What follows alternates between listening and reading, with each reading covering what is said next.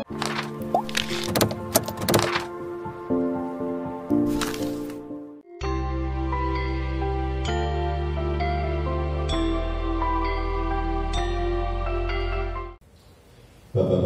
ibu seluruhnya yang saya muliakan, terutama ibu kepala sekolah yang saya hormati, alhamdulillah pada siang hari ini kita mengadakan kegiatan. Di dalam Islam itu hanya ada dua hari raya, Idul Fitri dan Idul Adha. Tetapi kita juga mengenal hari lain, tapi bukan hari besar, tetapi hari bersejarah dalam Islam. Dulu pernah saya sampaikan di Maulid Nabi, yakni Maulid Nabi, Isra Mi'raj, Nuzul Quran, dan Tahun Baru Hijriah. Ini bukan hari besar, tapi hari bersejarah.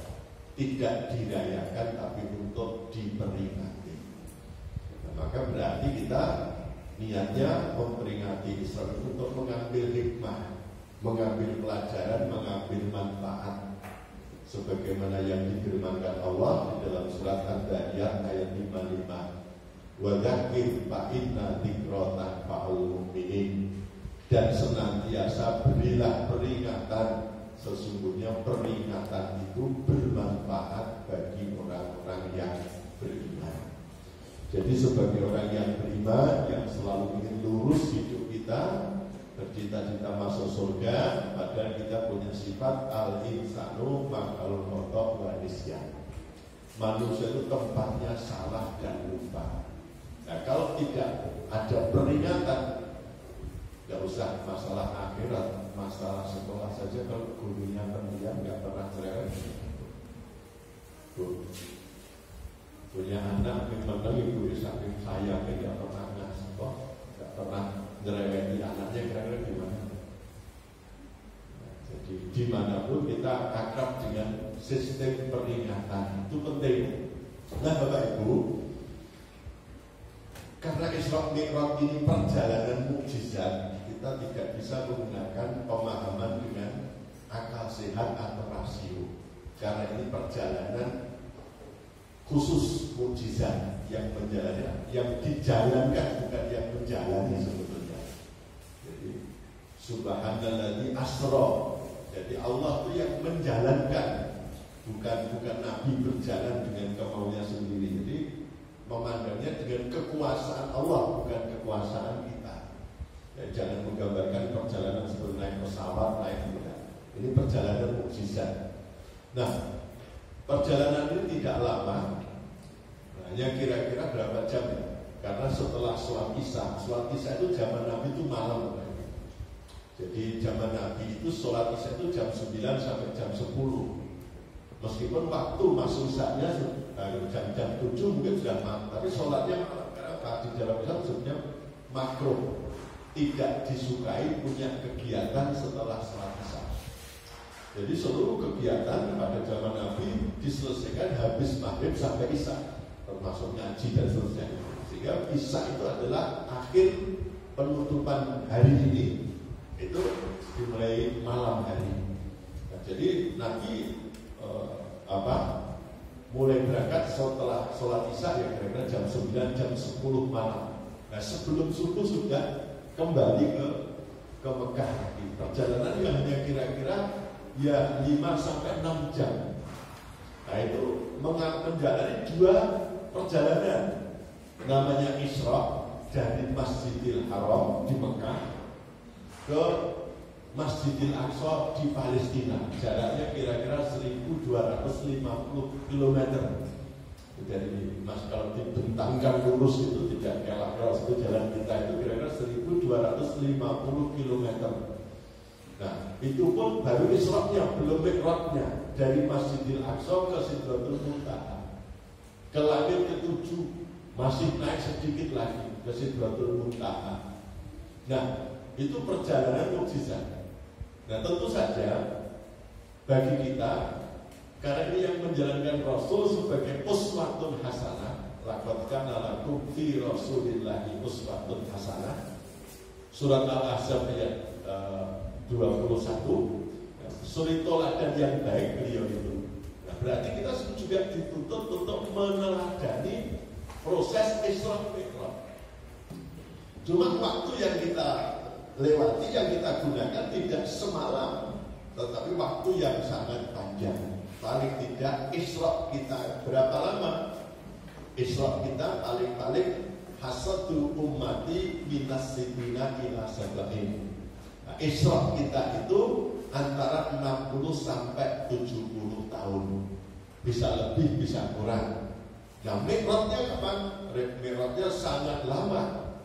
Bisa jadi sehari 50.000 atau 10.000 ukuran hari kita di dunia. Ya, jadi Bapak Ibu, kita menjadi Isra Mi'raj. Artinya apa? Kalau kita ingin menjalani hidup dengan filosofis Isra Mi'raj, berarti kita itu harus menjalani dua proses. Yang pertama proses pertumbuhan, dan yang kedua proses perkembangan. Jadi kalau kita ingin mengantar perjalanan hidup anak kita sukses, berarti kita harus mengantar dua proses. Proses pertumbuhan dan proses perkembangan. Nah, pertumbuhan itu sifatnya jasmani. Kesehatan itu ngurusi pertumbuhan. Lagunya aku anak sehat, tubuhku kuat. Karena ibuku rajin dan cermat semasa aku bayi, selalu diberi ASI, makanan yang bergizi dan imunisasi. Berat badanku. Jadi proses pertumbuhan dari kecil jadi besar, ringan jadi berat, terus jadi gemuk, itu namanya proses. Mau itu, mentu, mangan, motor, mantenan, makan, mati, itu proses pertumbuhan. Nah, sedangkan anak kita atau manusia juga mengalami proses perkembangan yang sifatnya kualitatif. Dari bodoh menjadi pandai, dari hina menjadi mulia, dari syirik menjadi bertauhid, dari tersesat menjadi mendapat hidayah. Itu adalah proses perkembangan. Dua-duanya itu penting dalam kehidupan manusia. Cuma manusia dibanding dengan binatang, yang mengungguli adalah perkembangannya, bukan pertumbuhannya. Kalau kita punya ayam berat, itu harganya lebih mahal daripada yang ringan. Tapi kalau punya anak yang berat dengan anak yang ringan, kira-kira bangga mana? Mulia mana? Bedanya di situ. Itu. Nah, Bapak Ibu, yang kedua, hikmah dari Isra Mi'raj itu apa? Dalam perjalanan Isra Mi'raj itu kita diperkenalkan dengan 3 terminal penting, 3 persinggahan penting yang menjadikan isyarat bahwa setiap manusia pasti melewati 3 peristiwa penting dalam perjalanan hidupnya sebagai manusia. Yang pertama adalah Masjidil Haram, yang kedua adalah Masjidil Aqsa, dan yang ketiga adalah Sidratul Muntaha. Masjidil Haram itu adalah isyarat adanya kelahiran. Masjidil Aqsa itu isyarat adanya kematian. Dan Sidratul Muntaha itu isyarat adanya kebangkitan kembali sesudah mati. Jadi perjalanan kita itu tidak bisa menghindar dari 3 terminal. Masjidil Haram, tempat persinggahan ketika kita lahir dari alam kandungan menuju alam dunia. Masjidil Aqsa itu isyarat adanya kematian, bahwa kita harus meninggalkan alam dunia menuju alam kubur. Dan Sidratul Muntaha adalah isyarat adanya kebangkitan kembali sesudah mati ketika kita harus pindah dari alam kubur menuju alam akhir. Jadi Bapak Ibu, kalau ada yang tanya, sebutkan 3 peristiwa hidup yang dialami oleh manusia. Ya, jawabannya tadi 3: lahir, mati, dan bangkit kembali sesudah.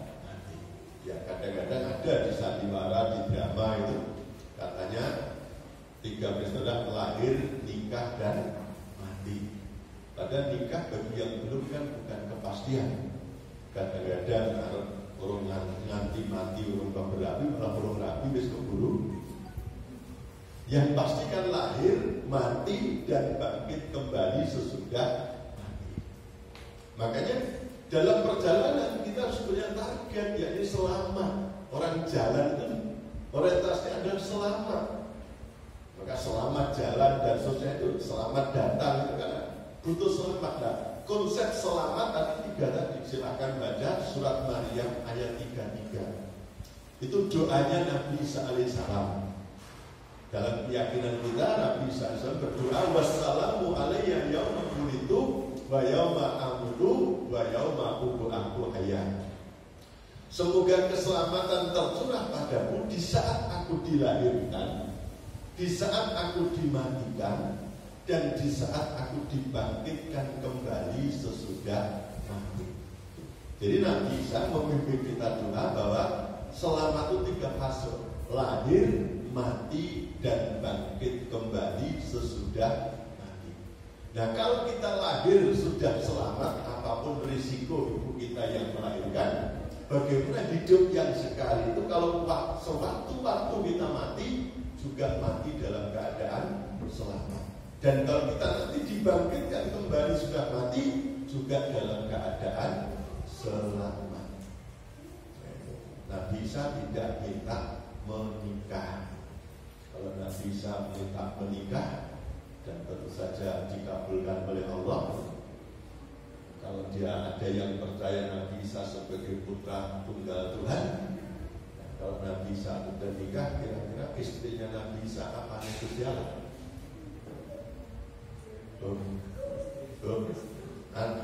Istrinya Nabi Isa apanya Allah? Menantu ya. Mertuanya Nabi Isa apanya Allah? Bisa. Putranya Nabi Isa apanya Allah? Nanti ada terakhir Gusti Allah ya. Cukuplah Allah dihinakan dengan mengatakan Allah punya anak. Biar mereka yang meyakini. Kita tidak boleh ikut-ikut meyakini, karena itu sangat menyinggung kehormatan Allah, sehingga disebut sebagai kedoliman yang sangat besar dan tidak akan diampuni dosanya kalau belum tobat, dan dia diharamkan masuk surga karena telah menghina Allah. Allah punya sifat seperti sifat makhluknya.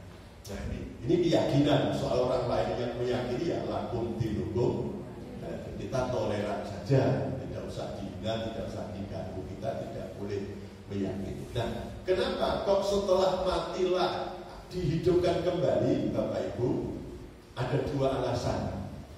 Alasan yang pertama, kita itu punya 5 dimensi dalam diri kita. 3 itu adalah dimensi keunggulan kita yang tidak dimiliki oleh binatang.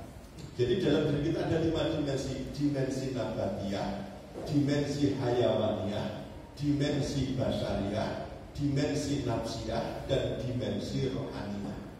Ada namanya reflective quotient, ada namanya libido quotient, ada namanya intelligency quotient, ada namanya emotional quotient, dan ada namanya spiritual quotient. Manusia punya 3 kecerdasan: kecerdasan akal, kecerdasan jiwa, dan kecerdasan rohani. Kalau ayam, binatang cuma kecerdasan insting dan libido atau syahwat. Sehingga sebagai makhluk biologis. Nah, kalau manusia mati kok kemudian selesai, tidak ada hidup lagi, kemudian mati, kira-kira manusia dengan binatang harganya tinggi mana? Nah, kalau ayam punya harga per kilo 35.000 lebih mati. Kalau kita berapa per kilo?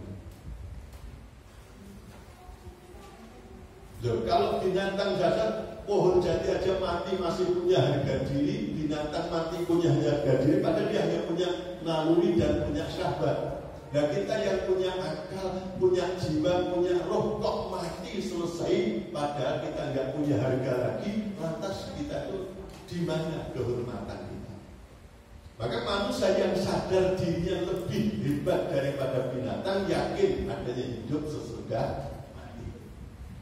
Alasan yang kedua, silakan nanti baca di dalam surat Yasin ayat 12. Ini yang paling mudah dipahami. Inna nahnu nuhyil mauta wa naktubu ma qaddamu wa atharahu. Sesungguhnya kami Allah yang akan menghidupkan kembali orang-orang yang sudah mati untuk menghargai prestasinya dan prasastinya, amalnya dan bekas-bekas yang ditinggalkannya. Jadi Bapak Ibu, Allah menghidupkan kita sudah mati untuk apa? Menghargai dua kehebatan kita, prestasi dan prasasti. Setiap manusia ingin menjadi manusia yang berprestasi atau tidak normal. Prestasi akademis, prestasi ekonomi, prestasi popularitas, prestasi kekuasaan. Nah, kalau mati kemudian selesai, kira-kira adil nggak di dunia? Di dunia itu orang yang berprestasi dengan yang tidak berprestasi itu jatah hidupnya banyak banget. Yang tidak sekolah dengan yang gelar akademisnya depan dan belakang lebih panjang dari nama aslinya, kira-kira harapan hidupnya banyak mana? Ya? Yang kuliahnya dhuwur, umure dawa, sing ora kuliah, umure pendek ngoten.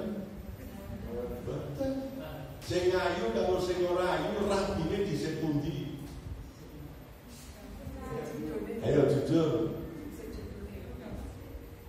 Yang sama-sama kayanya dan berprestasi kira-kira nanti membangun rumah tangganya harmonis mana dengan yang tidak punya prestasi. Kalau berprestasi hanya untuk cari dunia. Nah, dengan adanya Masjidil Haram, Masjidil Aqsa, Sidratul Muntaha, Isra dan Mi'raj sebagai sebuah perjalanan berarti langkah menuju ke depan. Jenenge wong mlaku ki maju. Lek nek wong mundur ki ora mlaku ning nglakoni gitu. Utawa ancang-ancang. Jadi ibu kalau ke belakang itu maju apa mundur? Oh, ada tamu, jadi kan ke belakang sebentar. Itu lek ke belakang maju apa mundur? Ya enggak maju, karena jalan itu maju. Artinya Pak Isra Mi'raj itu mengajari kita cerdas melihat masa depan. Hidup itu visioner, melihat bicara masa depan. Surat Al-Hasr, surat 59 ayat 18. Wahai orang-orang yang beriman, bertakwalah kepada Allah dan hendaknya setiap diri memperhatikan apa yang diperbuat hari ini untuk hari esok. Dan bertakwalah kepada Allah, sesungguhnya Allah Maha mengetahui apa yang kamu kerjakan. Jadi hidup itu harus berorientasi ke depan. Nah, masa depan Isra Mi'raj berarti ada dua, masa depan sebelum mati dan masa depan sesudah mati. Jadi Isra itu adalah isyarat perjalanan menuju ke depan sebelum mati, dan Mi'raj itu perjalanan ke depan sesudah mati. Kenapa tak perlu diingatkan? Kita sering terjebak dalam disbelih hidup hanya di dunia ini saja. Dan kita dididik oleh kaum kapitalis, kaum materialistik, kadang-kadang kaum agnostis dan sebagainya. Orang-orang kafir, sehingga apa? Di bawah sadar kita belum Islami.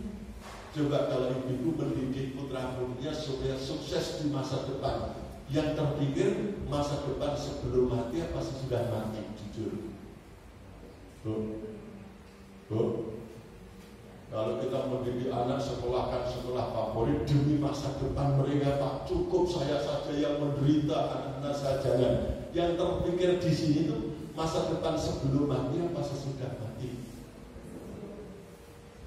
Harian kita saja, harian kita Bapak Ibu.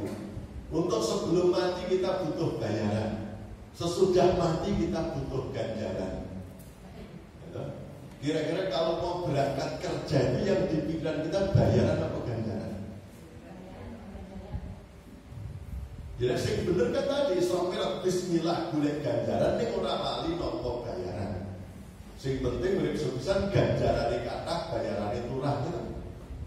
Surat Al-Qasas 77 itu wabtaghi fima ataqallahu darul akhirah wala tansa nasibaka minad dunya. Kita disuruh mengoptimalkan potensi untuk kejayaan di akhirat, tapi tidak boleh melupakan nasib kita di dunia.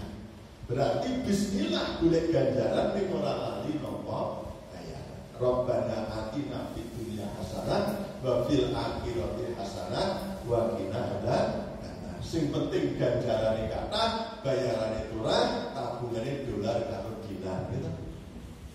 Karena Islam nikmat tadi. Kira-kira selama ini aja pikir bayaran atau ganjaran. Ibu-ibu punya mantu 2 besok umpama, saya mantu saya 4. Kalau punya mantu 2, yang satu pinter golek ganjaran, ning rapati pinter golek bayaran. Yang satu pengen berbayaran, nganti ra kok golek ganjaran. Yang satu ustaz si mantu pang siang malam kudu kawilan, ekonomi ini pas-pasan. Yang satu dokter spesialis praktek di mana-mana, sholat ditunda-tunda. Kira-kira kalau di arisan ketemu keluarga, sing dibanggakan sing pundi? Sing dibanggakan yang mana? Yang ustaz profesional. Itu jadi orang itu, kita tuh dijajah oleh orang lain dalam berpikir. Coba kalau Bapak Ibu bangun rumah, memperbaiki rumah, yang kita pikirkan rumah yang pasti akan kita tinggalkan, apa rumah yang pasti akan kita tinggali selamanya? Jujur, kita kan punya 2 rumah. Rumah di dunia untuk menunggu mati dan pasti akan kita tinggalkan.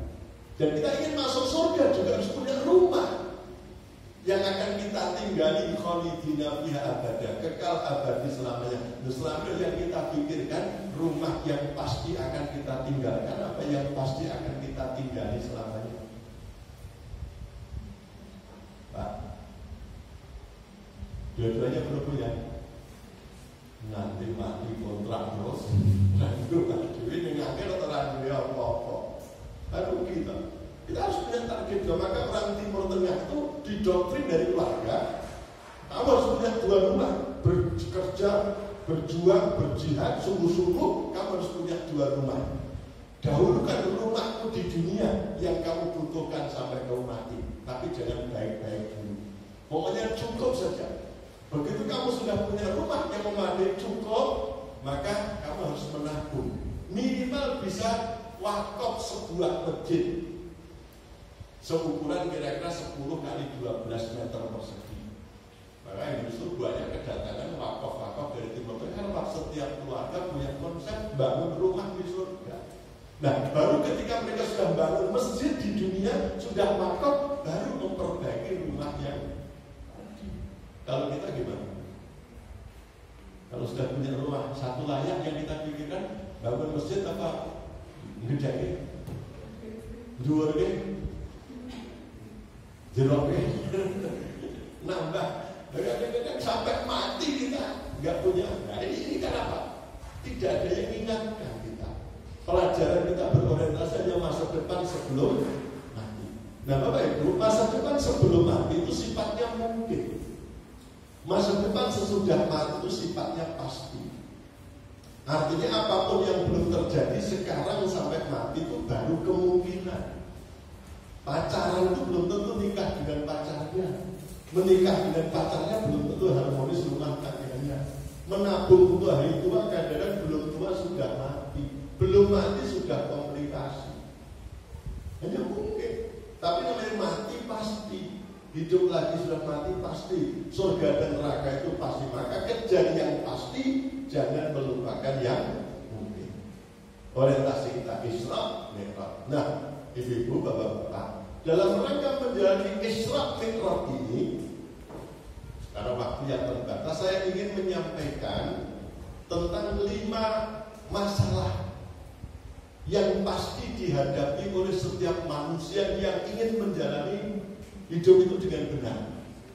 Jadi perjalanan dari Masjidil Haram ke Masjidil Aqsa itu ada 5 fragmen, ada 5 peristiwa yang merupakan isyarat 5 masalah yang tidak bisa dihindari oleh manusia.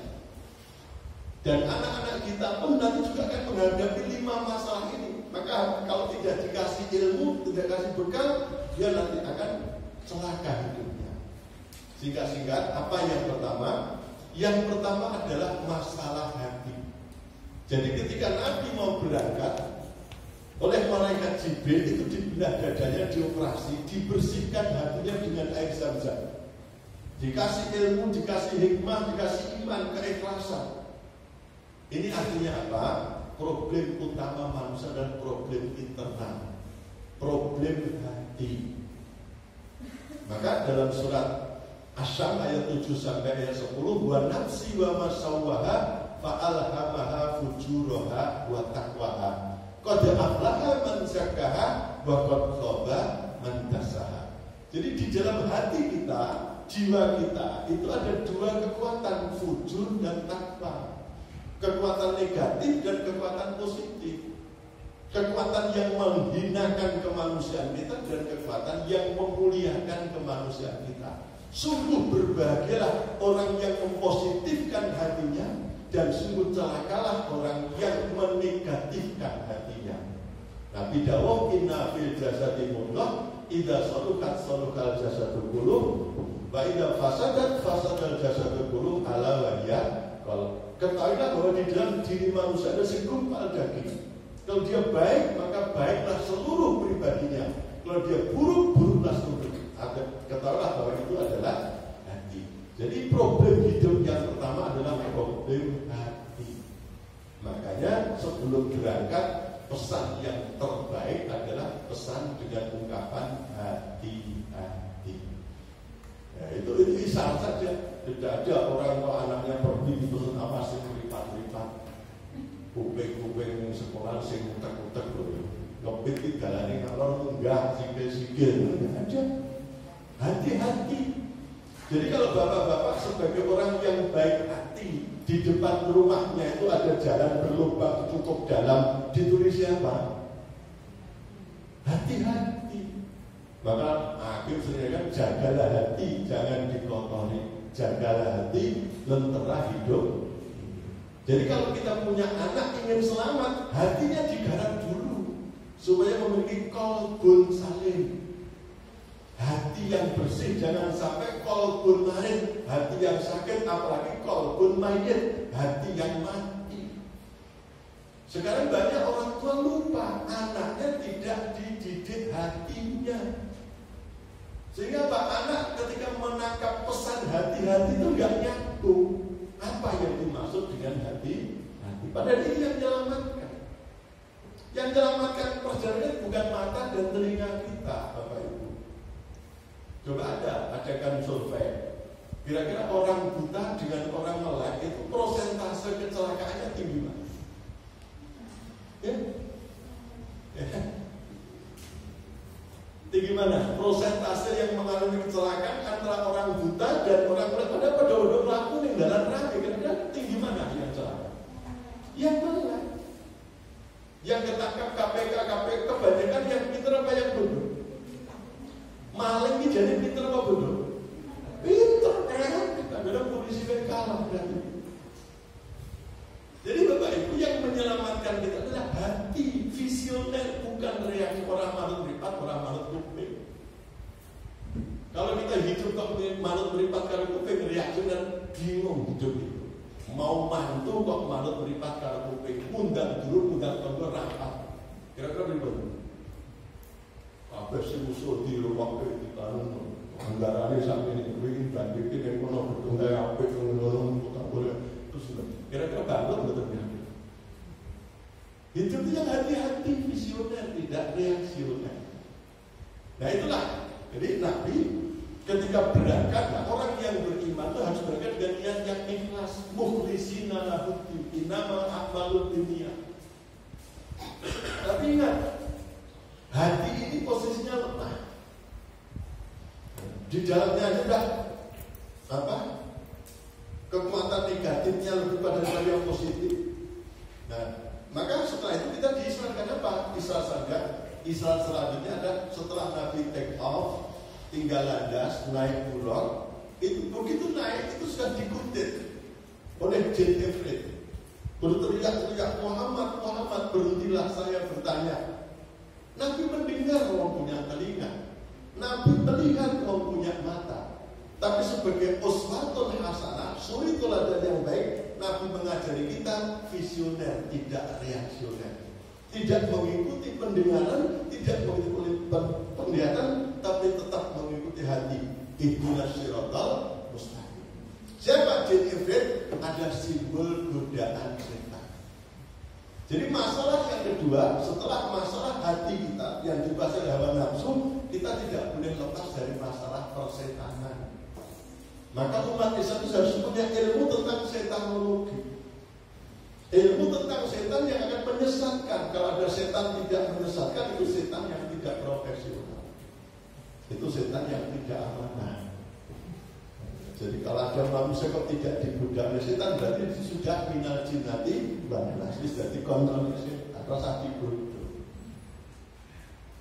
Nah, oleh karena itu hati-hati dengan godaan. Maka kita harus tahu apa itu setan, bagaimana cara kerja setan, bagaimana cara menghadapi godaan setan, dan bagaimana berlindung kepada Allah dari godaan setan. Kalau orang sudah hatinya bengkok, dia ikut godaan setan, hancur. Gak usah menunggu nanti mati.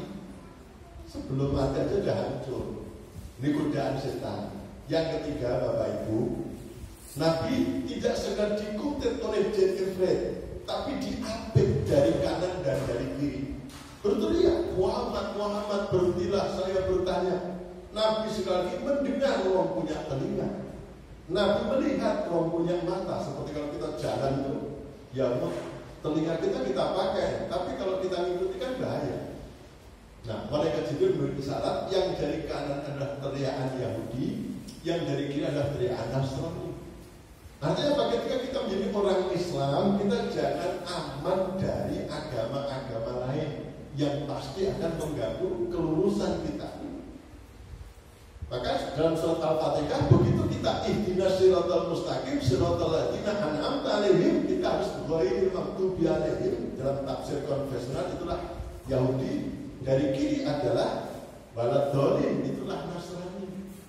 Maka dalam surat Al-Baqarah ayat 120 Allah wanti-wanti, walan tardo angkal yahudu walan nasoro hatta tattabi'a millatahum. Orang-orang Yahudi dan orang-orang Nasrani tidak akan rela sebelum kamu mengikuti milah mereka.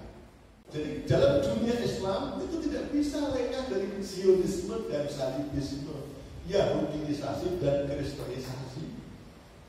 Itu anti-anti. Kalau enggak hancur. Dunia Islam itu kalau ada masalah, termasuk Islam, pasti di belakangnya kalau tidak ada Israel, ya Amerika. Timur Tengah itu yang mendesain seperti adalah Israel dan Amerika. Ini mati-mati. Masa Allah bohong. Nah, kemudian sekalian, yang keempat ini agak berat lagi, lebih berat lagi. Mungkin kita bisa selamat yang nomor satu, hati kita baik dulu. Jadi Ustaz jadi punya hati yang bersih. Kita mungkin bisa terlindung dari godaan setan. Mungkin kita istiqomah, tidak Yahudi dan Nasrani. Tapi yang keempatnya agak berat. Tidak sekedar mengungkit, tapi menghadang, nyegah. Siap Nabi naik buruk dengan kecepatan tinggi, dicegah, dihadang. Siapa yang menghadang? Wanita cantik, menengadahkan kedua tangannya ke langit sambil menampakkan seluruh perhiasan yang diciptakan Allah, sambil berteriak, Muhammad, Muhammad, berhentilah, saya akan bertanya. Nah ini hati-hati, ini godaan. Maka kita harus visioner, tidak boleh reaksioner, mengikuti hati yang bersih tadi yang telah disucikan. Nah yang terakhir, Bapak Ibu, sampai di Masjidil Aqsa, Rasulullah SAW disuguh minuman. Karena ini cuma gelas kayak gini, minuman. Ya, sukses perjalanan, panen gitu, hasilnya minuman, otomatis untuk istirahat, untuk menikmati. Yang satu ini, kalau ini air penting ya, kalau Nabi air putih, susu, yang lain coklat, common. Nabi langsung mengambil susu, menolak common. Artinya apa? Hidup itu tidak lepas dari ujian kuliner. Ujian kuliner, masakan, minuman, hisapan, nggak bisa. Karena dalam setiap acara pasti ada sajian itu. Nah, di sini kita harus cerdas mengambil keputusan, yakni mengambil makanan, minuman, hisapan yang menguntungkan, bukan yang merugikan, baik jangka pendek maupun jangka panjang. Tidak sekedar halal dan haram, tapi pengaruh positif negatifnya juga harus dipertimbangkan. Bukan halal dan haram dalam bentuk barangnya, tapi juga cara mendapatkannya harus kita pertimbangkan. Kalau orang tidak hati-hati dengan kuliner, makanan, minuman, hisapan, tidak usah nanti menunggu di akhirat menderita. Di atas usia 40 tahun, kalau sudah mulai degeneratif, pasti akan menderita. Jadi ahli kesehatan tahu kalau ada orang usia 40 tahun, kalau sudah komplikasi akut itu mesti pertanyaannya apa? Dokternya enggak ribut. Sok mobil mas ya. Pola hidupnya gimana, pola makannya gimana, minum itu. Harus hati-hati. Saya itu harus hati-hati ketika dikasih minuman harus saya takar, dihitung. Harus dihitung betul, kalau enggak bahaya. Nah, jadi Bapak itu 5 godaan. Mulai dari masalah hati, masalah setan, masalah ideologi, masalah daya tarik duniawi tadi, dan masalah kuliner tadi. Itu adalah problem hidup yang sampai mati orang tidak bisa menghindari.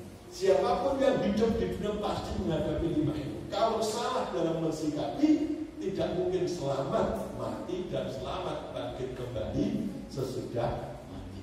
Nah, karena Allah yang mendesain masalah ini, maka Allah yang mengeluarkan resepnya. Apa resepnya? Resepnya ada suruh ngambil ke langit ke-7, yakni resep dengan kewajiban menjalankan sholat 5 waktu sehari semalam. Meskipun awalnya 50 tahun, tapi karena jasanya Nabi Musa suruh minta diskon, akhirnya disimbol pes. Tidak bisa ditawar lagi, 5 kali sehari semalam sholat. Nah, apa itu pertama? Dari sholat itu yang pertama, sholat itu dari gerakannya, aktivitasnya merupakan pola pribadi supaya tetap visioner. Maka sholat harus khusyuk. Nah, khusyuk itu fokus. Bukan nggak dengar. Jadi kalau jenengan saya tadi khusyuk dari rumah ke situ khusyuk. Apalagi kalau dulu belum pakai Google itu khusyuk. Taat, ada aturan.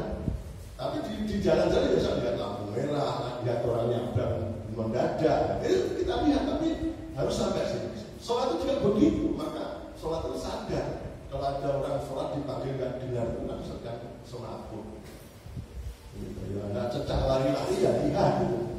Khusyuk, fokus, melatih fokusnya 3. Jadi kalau panjenengan sholatnya betul-betul benar, sholatnya betul-betul tumanina, khusyuk, tartil, berarti di situ kita disuruh melatih fokus 3 hal. Pertama, fokusnya hati. Surat Al-Baqarah 45-46. Ya, khusyuknya hati ketika kita sedang sowan kepada Allah dan yakin akan kembali kepada Allah.